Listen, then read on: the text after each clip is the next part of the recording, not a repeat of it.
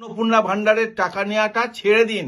अच्छा আর যদি আপনারা এখন বলেন কেন টাকা নেব না, ওটা কি কারোর বাবার টাকা, ওটা কি শুভেন্দু বাবুর ঘরের টাকা? পশ্চিমবাংলার মা বোনেদের এই কথাটি বলার একটি যুক্তি ছিল, তাই ওনারা বলেছেন।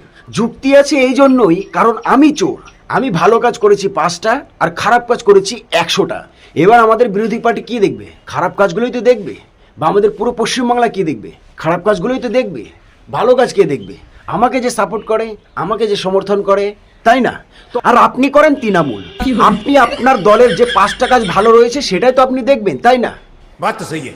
আপনাকে একটা কথা বলছি শোনেন, আপনার টাকা আপনাকে আমি দিচ্ছি, আপনি জানেন যে এটা আমার টাকা।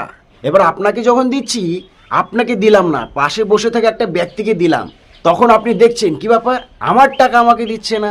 বিজয়, তুমি এটা কি করছো? আমার টাকা ওনাকে দিচ্ছ কেন? ওটাকে ওর বাপের টাকা? আপনি নিজেই বলবেন। ঠিক তেমনই পশ্চিমবাংলার 10 কোটি মা বোনেদের ওটা যুক্তি ছিল কথা বলার, তাই ওনারা বলেছেন। তো যাই হোক, যেহেতু অনেক বয়স হয়ে গেছে আপনার, এই সোশ্যাল মিডিয়ায় এসে অনেক কথা বলাটা আপনার পক্ষে অনেক হানিকারক। ঠিক আছে, ভালো থাকবেন। জয় শ্রীরাম।